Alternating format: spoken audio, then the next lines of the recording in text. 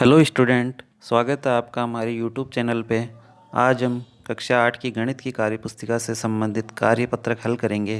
तो चलिए शुरू करते हैं। कार्यपत्रक 102 दक्षता है दिए गए आंकड़ों से माध्य माध्यिका बहुलक परिसर की गणना कर सकेंगे तथा दंड आलेख बना सकेंगे। पहला है 16 को दर्शाने वाला उपयुक्त टेलीमार्क है।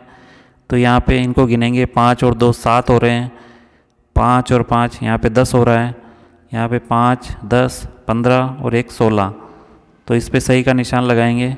यहाँ पे हो जाएंगे 5 5 10 और 2 12। तो यहाँ पे तीसरा सही है, उस पर सही का निशान लगाना है। दूसरा प्रश्न है 10 विद्यार्थियों ने परीक्षा में विज्ञान विषय में 50 में से निम्न अंक प्राप्त किए: 35 36 40 25 15 20 17 30 23 और 14। उपयुक्त आंकड़ों की सहायता से निम्न प्रश्नों के उत्तर दीजिए। तो विद्यार्थी द्वारा प्राप्त सबसे कम अंक, तो यहाँ पे सबसे कम अंक 14 है, तो ये 14 लिखना है। प्राप्तांकों का परिसर, तो परिसर हो जाएगा सबसे छोटे अंक और सबसे बड़े अंक को जब घटाएंगे तो उत्तर आ जाएगा 40 में से 14 घटाएंगे, उत्तर आएगा 26। ग प्राप्तांकों का माध्य ज्ञात कीजिए। तो इन सभी संख्याओं को अंकों को जोड़ लेंगे, इनको जोड़ेंगे और कुल ये 10 है, 10 का भाग लगा देंगे, माध्य आ जाएगा 25.5। अगला प्रश्न है कितने विद्यार्थियों ने माध्य से कम अंक प्राप्त किए? तो 25.5 से कम अंक प्राप्त करने वाले 6 विद्यार्थी हैं। 1 2 3 4 5 और 1 6। तीसरा प्रश्न है दिए गए दंड आलेख में 5 छात्र छात्राओं द्वारा अंग्रेजी तथा हिंदी में प्राप्तांकों की सूचना दर्शाई गई है।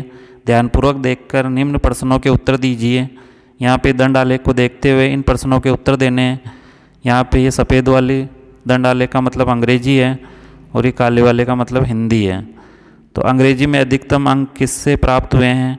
तो यहाँ पे सबसे बड़ा दंड आलेख यहाँ पे बिंदु का है, जिसमें अंग्रेजी में अंक प्राप्त हुए हैं। तो यहाँ लिखेंगे बिंदु को। किस विद्यार्थी को दोनों विषय में समान अंक है? तो यहाँ पे सिर्फ ये दो दंड आलेख जो है इनमें समान है, तो ये भी बिंदु का है, तो यहाँ पे बिंदु लिखना है, बिंदु को। अगला है हिंदी विषय में न्यूनतम अंक किसे प्राप्त हुए? तो यहाँ सफ़ेद वाली लाइनों को देखेंगे, सबसे छोटी लाइन किसकी है? तो सबसे छोटी लाइन जो है ये वाली है, तो तीसरे का उत्तर आ जाएगा रीना। यहाँ पे रीना को लिखना है। अगला है किस छात्र के दोनों विषयों के प्राप्तांकों का अंतर सर्वाधिक है? तो यहाँ पे दोनों में अंतर किसमें सबसे ज़्यादा है? तो इसमें सबसे ज़्यादा है, तो ये उत्तर आ जाएगा अजय के। कार्यपत्रक 103 दक्षता है घटनाओं के घटित होने की अनिश्चितता तथा पासा सिक्का ताश से संबंधित समस्या की समझ विकसित कर सकेंगे। पहला है निम्न दिए गए कथनों पर विचार कर संभव तथा असंभव पर सही का चिन्ह लगाइए। एक पासे को फेंकने पर 7 अंक आता है, तो पासे में अधिकतम 6 ही अंक होते हैं, तो 7 अंक नहीं आएगा, यानी असंभव है। असंभव पे सही का निशान लगाना है। सूर्य दक्षिण दिशा में उगता है, तो सूर्य हमेशा पूर्व दिशा में उगता है, तो ये भी असंभव है। असंभव पे सही का निशान लगाएं। सिक्का उछालने पर चित्त आता है, तो ये संभव है। संभव पे सही का निशान लगाना है। चौथा है एक गेंद पर 2 चौके लगाना, तो ये असंभव है।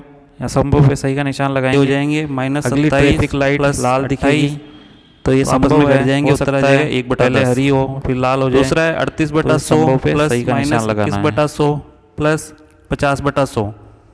तो यहाँ पे अंकित चित्र के 8 भागों में वर्ण B 8 तथा G -21। इसे घुमाने पर तीर का निशान किसी एक पर 50 को जोड़ के पहला को घटा लेंगे, उत्तर आ जाएगा 67/100। तो प्रायिकता का मतलब होता है तीसरा 14/15 माइनस 8/15।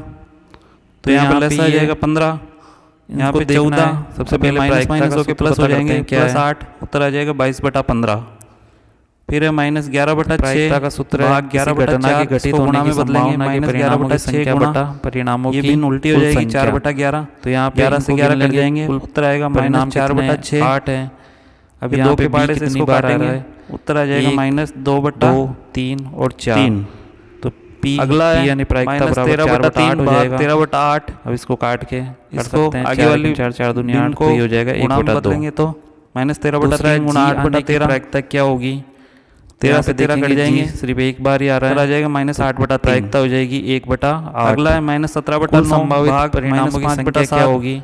तो यहाँ पे कुल परिणाम 17/9 गुणा, तो उत्तर आ जाएगा -5 हो जाएगा। चौथा है से माइनस कट जाएगा, आने की प्रायिकता क्या होगी? उत्तर आ जाएगा 119/45। 2 और 3 जगह आ रहा है, तो प्रायिकता हो जाएगी 3/8। तीसरा प्रश्न, 52 पत्तों की ताश की गड्डी में लाल रंग के पत्ते आने की प्रायिकता ज्ञात कीजिए। तो 4 प्रकार के पत्ते होते हैं ताश की गड्डी में, चिड़िया वाला, हुक्म, ईंट और लाल पान। तो उसमें ईंट और लाल दो लाल कलर के होते हैं, यानी कुल 26 जो होते हैं पत्ते वो लाल होते हैं और 26 ही काले रंग के होते हैं। तो P बराबर 26/52, तो इसको काट के कर सकते हैं 13/26। कार्यपत्रक 104 दक्षता है 2D तथा 3D आकृतियों की पहचान कर सकेंगे तथा 3D आकृतियों के शीर्ष फलक किनारों का वर्णन कर सकेंगे। पहला है मिलान कीजिए। यहाँ सारणी में आकृति का नाम दिया हुआ है, उसके जालक चित्र से मिलान करना है। तो पहला घनाभ है, घनाभ का मिलान इससे होगा, घन का इससे मिलान करना है, शंकु का इससे मिलान करना है, बेलन का इससे मिलान करना है। दूसरा प्रश्न है, दी गई आकृतियों को देखकर सारणी को पूर्ण कीजिए। आकृतियाँ दी हुई है, इसमें फलक या समतल पृष्ठों की संख्या, शीर्षों या कोनों की संख्या और किनारों की संख्या बतानी है।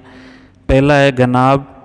तो घनाभ में जो होते हैं 6 समतल पृष्ठ होते हैं, शीर्षों और कोनों की संख्या 8 होती है और किनारों की संख्या 12 होती है। अगला है बेलन। बेलन में एक वर्ग पृष्ठ ये और 2 वर्ताकार फलक होते हैं, इसमें शीर्ष और कोनों की संख्या 0 होती है और किनारों की संख्या 2 होती है। अगला है शंकु। शंकु या कोन कह सकते हैं इसको।